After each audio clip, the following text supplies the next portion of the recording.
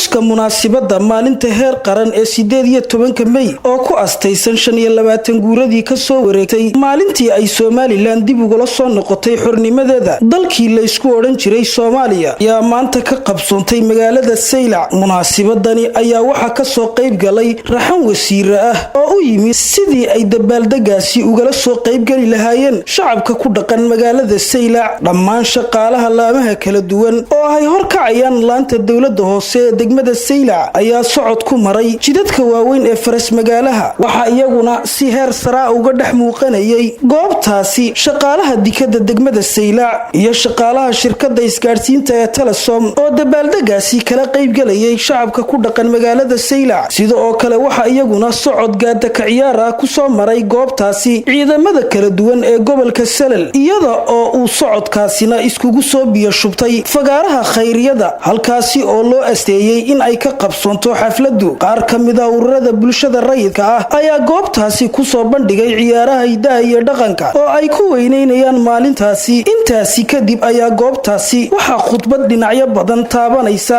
ka soo jeediyay maayarka degmada Saylac Mudane Xuseen Iidla Barkhadle. Waxa uu yiri wasaaradaha heer gobol heer degmo ee xubka maanta sida la yaab kale quruxda looga soo qayb galay waa salaamantiin aad iyo aadna waan ugu faraxsanahay waxaana maanta oo kaliya oo maalinta qarankeena isku xustaan isku saamaxda ilaahay dadkii laabta oo isku saamaxda maalinteena nabadda ahayd ee aan ka go'nay Soomaaliya maanta qaranka anoo la tada waxaan salaamayaa ciidanka qaranka ee gaadi socodka ku socday ee gobolkeena jooga ka kala yimid meelaha kala duwan ee saarkaarkaysa shaashadaba iyaguna hawaaraan ayaguna salaan mudan oo halkan ka saarsaynaa iyaguna ciidanka booliska nabad ilaalinta ee iyaguna gaadi socodka dadkaasayna hawaaraan annoolaadaan dhammaanteen anigoo ku hadlaya afkii degmada waxaan salaam maalinta qaranka u gudbinayaa madaxweynaha qaranka Soomaaliland Mudane Axmed Maxamuud Axmed oo ku-xigeenkiisa iyaguna wasaaraddiisa qaranka u leeyahay noolaada. Barasabka gobolka Salal Axmed Maxamed Xaashi oo hadalka qaatay ayaa si qoto dheer uga waramay taariikhda dalkani Soomaaliland. markay taariikhdu ahayd 1969 waxaa qabsaday xukuumadii militariga ahayd ee Siyaad Barre. xukuumaddaasi markay qabsatay 12 sano ayay haysatay 12 sannadood cadaadis iyo waxaynu ku jirnay iyo silic ayna cadaadin jireen.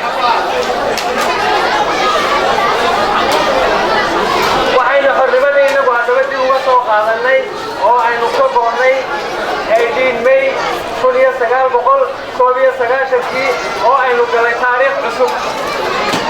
sidoo kale waxa iyaguna goobtaasi ka hadlay wasiir dawlaha wasaaradda maaliyadda Boos Mira Maxamed, wasiir dawlaha shaqada iyo arrimaha bulshada Abdi Daahir Amuud iyo wasiir ku-xigeenka cadaaladda Cusmaan Jaamac Abdi iyaga oo dhammaantoodba ka waramay ahmiyadda ay bulshada Soomaaliland u leedahay maalintani. gabagabadii munaasabadaasi ayaa waxa hadalka soo afmeeray Cabdilaahi Faarax Maydhane wasiirka dhalinta iyo ciyaaraha Soomaaliland. horta aad baan nabadda u jeclay nabadana waan haynaa iyo saahan hadiyo goolana saahay naga daayo oo nabaddu sideeda ay ku raacdo sidaa baan nagula dadaabeetaa dhalinyarada waxaan leeyahay madaxdii berri baa tihiin madaxdii berri toole iyaa tihiin anshaxa wanaagsan isku duubnida walaaltinimada waxa oo dhanba waa laynaga fadhiyaa sideeda inaad u haysataan طريق في عنا مرتان بعد نيجا بعد يعني إلهي نيجا رجاليا إلهي ناين مريض طريقة وناك. وعلي حجر Somali Channel مقالة Saylac.